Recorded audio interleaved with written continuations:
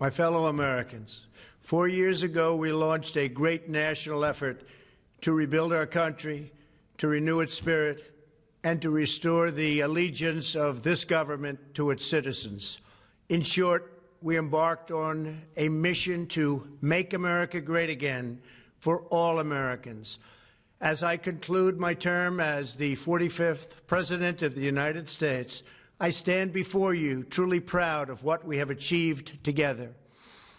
We did what we came here to do, and so much more.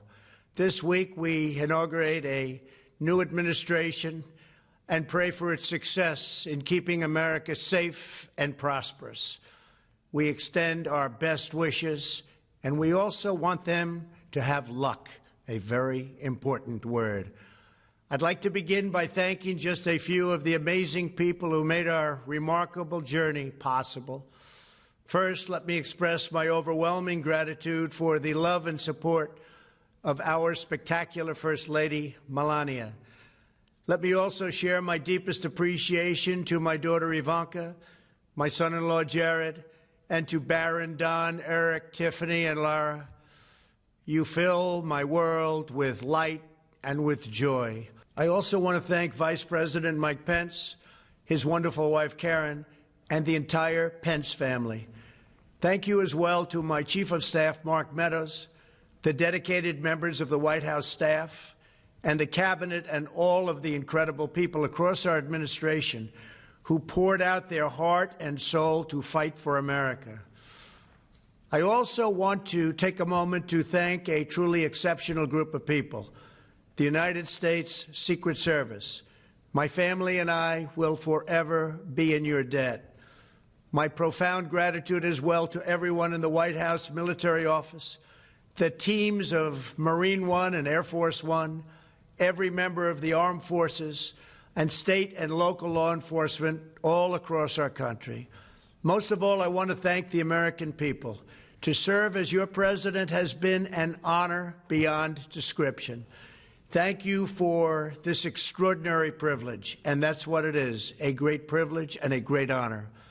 We must never forget that while Americans will always have our disagreements, we are a nation of incredible, decent, faithful, and peace-loving citizens who all want our country to thrive and flourish and be very, very successful and good.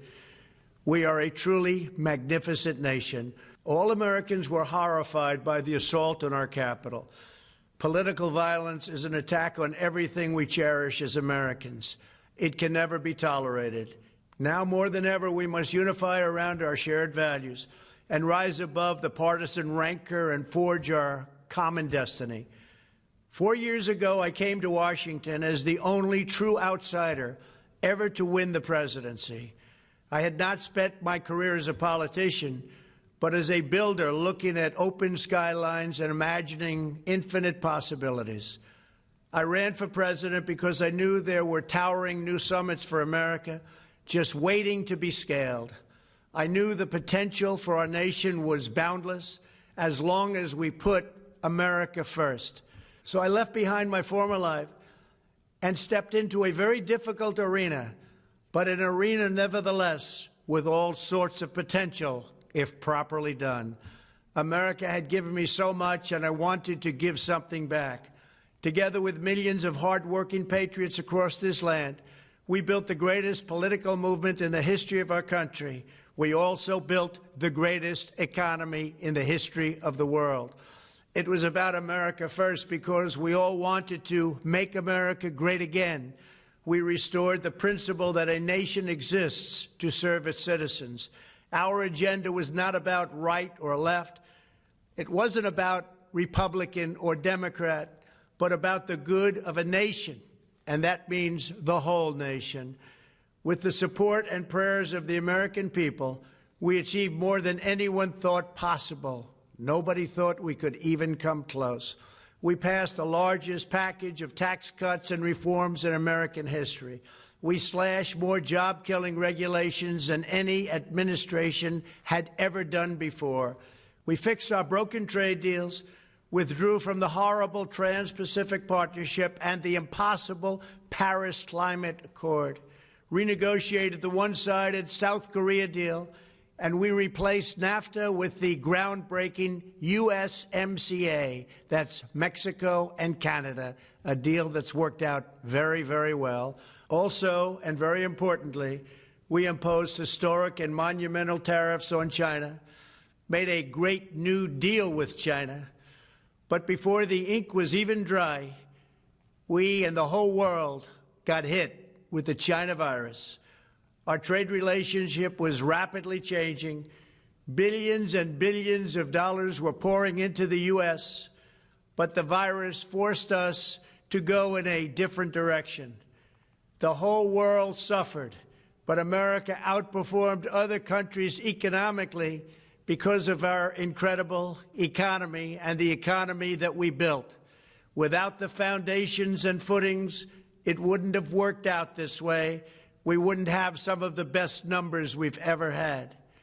We also unlocked our energy resources and became the world's #1 producer of oil and natural gas, by far.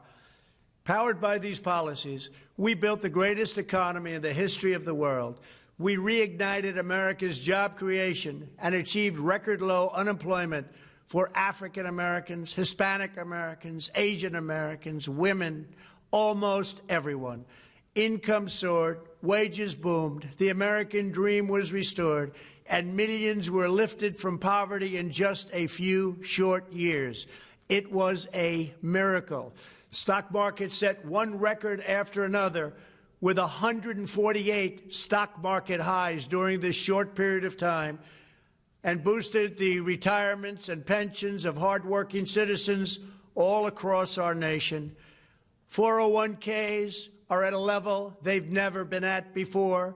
We've never seen numbers like we've seen, and that's before the pandemic and after the pandemic. We rebuilt the American manufacturing base, opened up thousands of new factories, and brought back the beautiful phrase, "Made in the USA." To make life better for working families, we doubled the child tax credit and signed the largest ever expansion of funding for child care and development. We joined with the private sector to secure commitments to train more than 16 million American workers for the jobs of tomorrow. When our nation was hit with the terrible pandemic, we produced not one, but 2 vaccines with record-breaking speed, and more will quickly follow. They said it couldn't be done, but we did it. They called it a medical miracle, and that's what they're calling it right now, a medical miracle. Another administration would have taken 3, 4, 5, maybe even up to 10 years to develop a vaccine.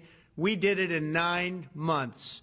We grieve for every life lost, and we pledge in their memory to wipe out this horrible pandemic once and for all.